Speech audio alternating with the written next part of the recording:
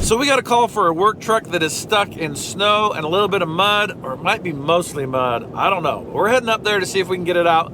We got Colin driving the rig. I got Blue Steel with the MORR in tow. Caitlin's back there with the weather. It is a beautiful day. I'm worried it's gonna get cold though. I think this job's gonna go fast and we'll get them out. So we've got a little bit of a drive ahead of us, and I thought that I would take this time to answer a few of your most burning questions. Matt, how do you decide what vehicle to take? I'm glad you asked, Caitlin. So today we're driving Blue Steel. We're hooked to the gooseneck trailer, and we have the little old MORR on the back of there. The reason we have the gooseneck trailer is because that's what was hooked to Blue Steel, and we are speedy, so we didn't trade trailers. What made us take Blue Steel in the first place? Why didn't we just drive the MORR? We have a pretty flexible but standard rule that if the job is more than an hour's drive away, we take a secondary rig. One is for comfort. Blue Steel is much more comfortable ride than the MORR, believe it or not. Sorry if that hurts your feelings, but it's just better at highway. The other reason is safety. It gives us an extra support vehicle, which could also be tied into convenience. If the MORR breaks out on the trailer, gets stuck, we will be within walking distance of a support vehicle to take us home. So it's always nice to have that. And then why did we choose the MORR today instead of the Wrecker or the Banana? I can tell you why we didn't take the Wrecker, because the Wrecker is still in the shop. It's going back together, but it's not together yet. Colin was the one that decided to take the MORR, so he's gonna tell you why he made that decision. That's what came to my mind, and it's a little heavier than the Banana, and that's what we're gonna need. I'm just sad we couldn't take the Bombi. See, I was leaning more towards the Bombi, but Colin said there's a lot of mud up there, and I don't know if I want to get the Bombi all muddy. Matt, how do you decide what crew to take? That's a good question, Caitlin. How do I decide what crew to take? We never introduced Dylan. Oh yeah. Dylan's back there in a little blue car. Dylan's our cameraman on this particular job, and this job happens to be kind of on the way home, and it's late in the day, so he brought his car so he could just zip on home after we're done. Good catch. So I always want to have the right people on the job. My crew is talented and capable, so really the deciding factor is available. Is my crew available? Jake wasn't available today, Rhett wasn't available today, Colby wasn't available, so I took what was available. So today we took Caitlin, Colin, and then Dylan's back there in his ride. And then, of course, I'm along. Oh, and Peanut. Oh, Peanut is here. We keep forgetting people. Yeah. So we got a full crew today. That's how we decide. It's all over the place. If you track that, you can see why we do what we do. Matt, have you had any issues with Blue Steel since Colin put DEF in the diesel? That's an excellent question, Caitlin. And the answer is no, we haven't. So we were able to get most of it out. We did the treatment, we did the flushes, we changed the filters. Blue Steel's been to Texas and back, no problems. But thanks for asking. Hey Matt, how's your thumb doing? It's doing great. Matt, have you recovered from the hardest job you've ever done? Short answer, no. Long answer, go back and watch the video and you decide.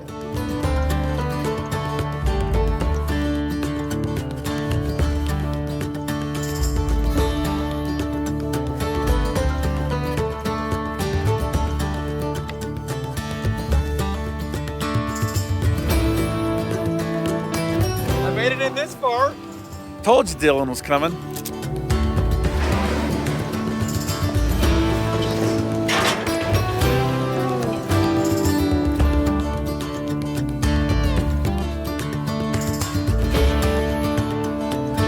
Yeah, this isn't the Bombi job, is it? Nope, definitely a MORR.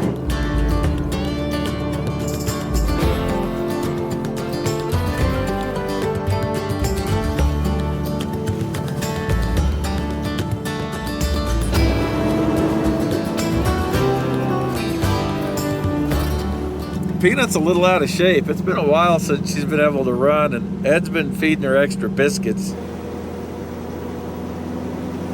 So there was a time when Peanut could run 10 miles, no problem. And we're having her run about a half mile and she's done.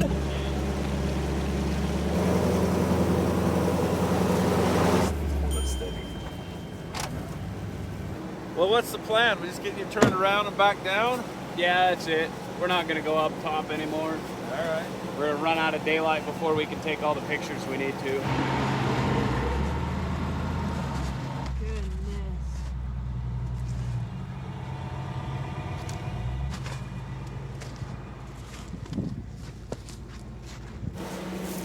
Yeah, let's just go straight forward for a second. Okay. So we'll go forward until we can find a good place to turn around. What about Matt's Off-Road Games? Well, we're here to tell you. First of all, the world's largest off-road wreckers are back. New for this year is the Jalopy class, and that is budget build, open top insanity. These rigs are not qualified to be on this trail, and that's what makes it awesome. Feelings are gonna get hurt, but we have factored that in to the melee. Introducing to you the Promenade of Eights. It's gonna be beautiful, choreographed chaos. Motors, RPM, and sand? What could go wrong? Nothing. March 20th through 22nd. Get your tickets at mattsoffroadgames.com. Let's do the Rory rope as the bridle. So, I'm a little bit worried. I know we can pop this truck out of here. I'm not worried about that. What I'm worried about is once we get it on the road, I don't know if the MORR is going to have enough traction, plus the traction of this to actually move easily. But we shall see. All right, Colin, this is actually going to be an exercise. Okay, what you're going to be focusing on is kinetic energy and not traction. Bumping. And we're going to sneak up on it a little bit. But your first one's got to count. Okay, go. And go. Stop. Caitlin, I need you a little more. Okay, go, Caitlin.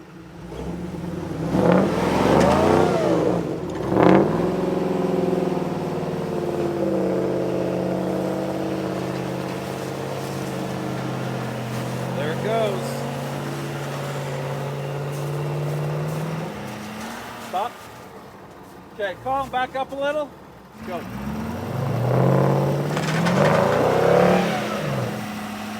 Stop. Back up just a little bit. Okay, right there. Okay, turn your wheels a little to the right. Okay, Colin, hit it. Go, go, go, go, go, go. You know what I'm trying. Don't fall down where he did. Keep it to the right. Okay. Keep going. Look for a place to turn around.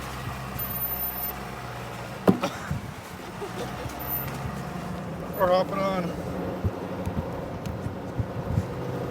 This is 16,000 pounds. Is this a good place right here? Yes. Okay, stop. Okay, here's my plan. We're gonna get the MORR past. We're gonna back this up here. We're gonna pivot the front end around and get it turned around right here. Okay, see if you can come up here. This could have gone way worse. I already feel better. But we're not out of the woods yet. All right, Caitlin, so just turn a little bit this way and start backing up. And as I give you more information, you're gonna turn sharper and sharper. Yeah, right there. Just back it up. Hold that steering wheel nice and steady. Nice and gentle, just keep your speed, like keep some momentum, but keep going. Too bad you don't have front dig. We're cutting grapes. Yeah. Okay, stop right there. Huh. Probably right there. That'll work good. You're not going to really do a kinetic pull. You're just going to drive up to it like you're pulling into a parking spot. And then just when the rope starts to tighten up, just give it a little bit of gas and see if it'll pull it. You're going to be giving it enough gas to spin these front wheels. Yep. Go. Give a little gas, Caitlin. Stop. You got to work together. You've got to be spinning when he's pulling. Okay, hang on. Okay, go, Colin.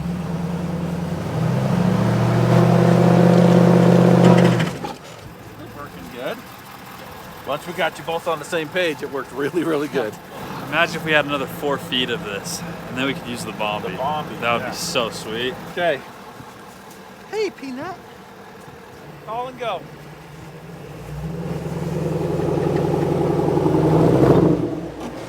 Turn your wheel the other way, put it in drive. Or that way. Yep. Nice.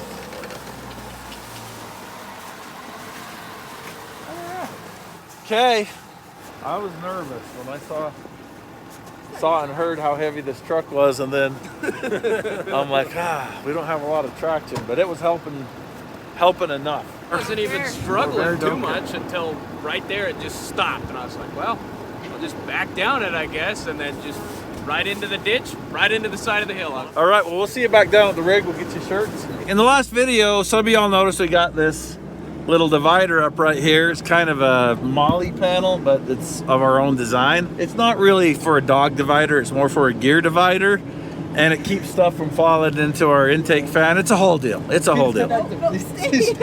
It's almost a dog divider. So we drew that up and had Flog cut it out for us, and it's working really, really well. And it has a peanut-sized door.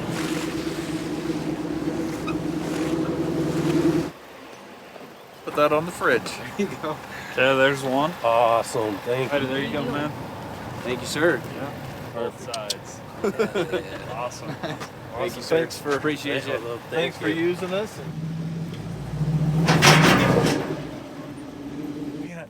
Come on, load up. Good dog.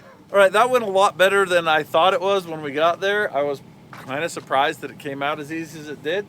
But we got it out and turned around, and we got them on their way. No sooner had we completed that last job than we got a call, and it's for a rig that has a broken belt. It's out in the Hurricane Sand Dunes near Freedom Rock. So we made a decision to head out early in the morning to go get it, and here we are. Good morning. It is a beautiful day, about 40 degrees. A few clouds in the sky, but man, it is gorgeous out here. Oh, and we have Peanut.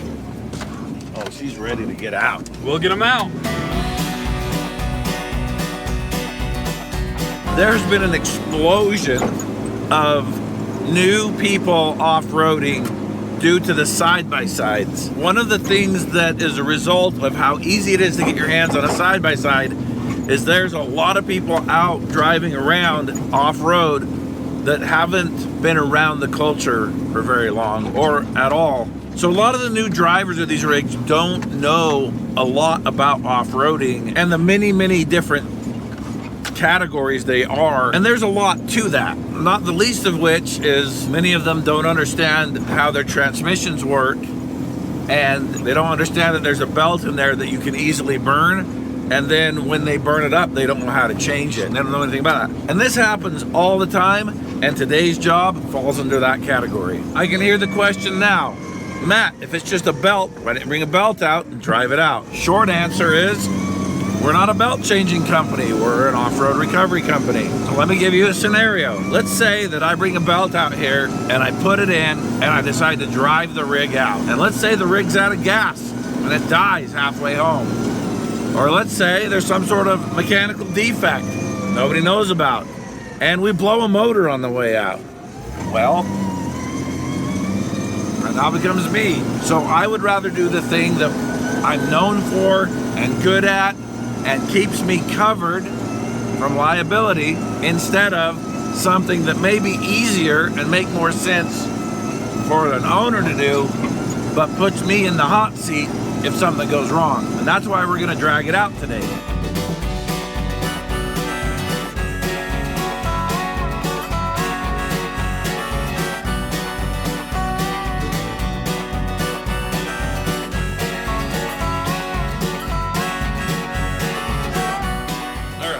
There's not much to show on this. Oh, it looks like they started working on this. So they tried to fix it, wrong belt. My question is this tool, do we need to take it off of there or is it gonna ride? I don't know. Is it on the drive side? Oh, that'll ride. Okay. All right, we've got a little bit of a pizza box problem here. Oh, here's the belt. There's a shredded belt. Oh, we did get some comments about this. We put a belt on one of the jobs. Oh, I remember which job it was. The one up on Cedar Mountain. And we probably got a dozen comments where people said that we put the belt on backwards because the cogs are Double-ribbed. Yeah, but you can see these belts have it on both sides. Here's a new belt. See that? So I guess to the casual observer that maybe doesn't have a lot to do with this type of belt work, Might have looked like we flipped the belt inside out and put it on, well, inside out, but we didn't. This is how they're designed. So these ribs right here, they're for higher flexibility. So they're, how do I describe this? I understand a lot of things in my mind that I can't articulate at all. And I spit them out in a weird way, and people are like, well, Matt doesn't know what he's talking about because he didn't say the right words, but I totally understand other sorts. So the reason these are this way is so that they can maximize the grip on the side while minimizing the internal friction from flexing. So it's a compromise. Everything's a compromise. And that's how they compromise these belts. All right, we got this. Let's strategize a good place to pull this thing from. Yeah, come on, Can-Am, get it together. Your golf carts need help all the time. Help me help you. So what I've decided to do is go around right here. Hey, Peanut. All right, are you and Peanut ready to do this? Yep. Uh-oh. This is gonna be a two-hander.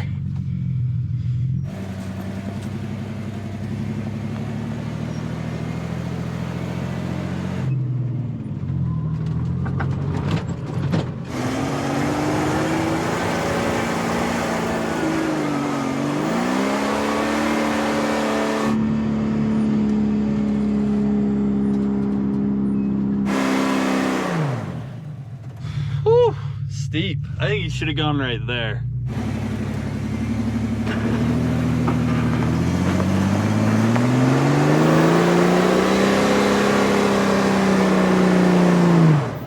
This is a bad decision.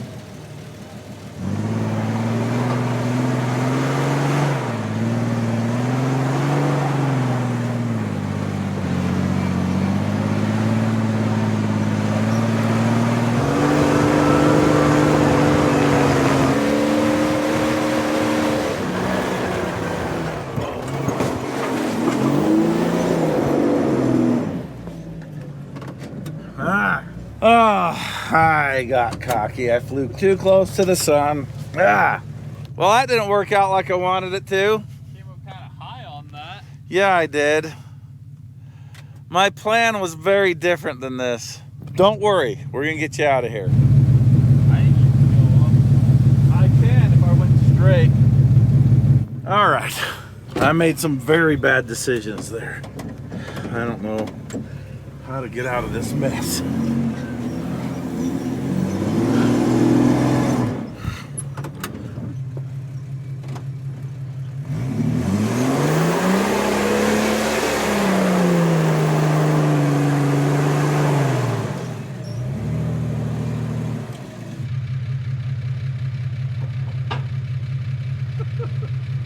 Okay, turn hard.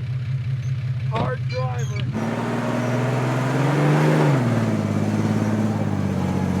That worked. Oh gosh.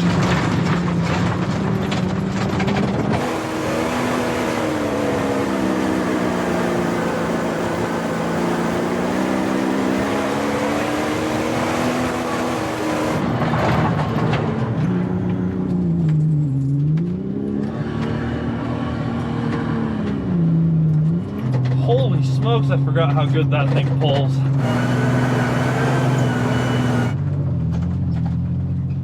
Ugh, that was a good pull.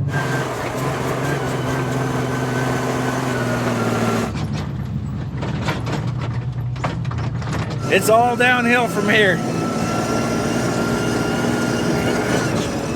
So that hill that we climbed out of, that's the same one that we climbed with a spud truck a couple weeks ago. That's a steep hill. We almost didn't make it, but then we did. We didn't have to. We could have gone the long way around, but I didn't want to. This customer wants us to leave it here at Waddy's Corral, so we sent him a picture and left him a pin of exactly where it is. We got his shirt size, so we're gonna leave that in there. He's gonna be here in 10 or 15 minutes. Not too worried. Gonna unlock these.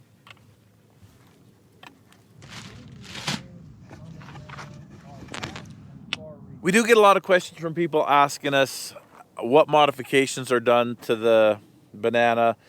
People ask us what lift it has on it, just different things.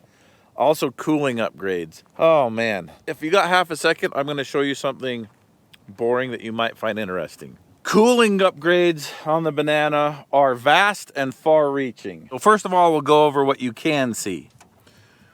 You'll notice I have a mechanical fan on here. It's a big one. It's like off a Chevy Silverado. There's adapters and brackets, all kinds of things to make it so that I could do that. The radiator, LS size. It's the biggest radiator we could get. So typically XJ radiators, the core is about 10 inches tall and it's just almost as wide as the grill here.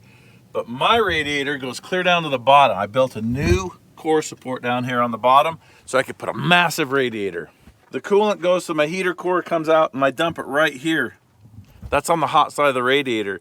So the coolant that's always flowing through the heater core, it's always getting cooled at the radiator, which is awesome in the summer. In the wintertime, it has a little trouble warming up. But we'll deal with that because keeping it cool is more important to me. There's cooling upgrades inside here. We've plugged some holes, some circulating holes and stuff. It does have a Toyota steering box on it to get it on the outside of the frame. Heavily, heavily modified. You're not just gonna pull in a weekend and do this cooling upgrade. This is years of research and months of fabrication. And hopefully you found those boring facts interesting. Thanks for watching. MORR got dirty. Who's this? I gotta clean this. Colin, you wanna help me? I got my own to go.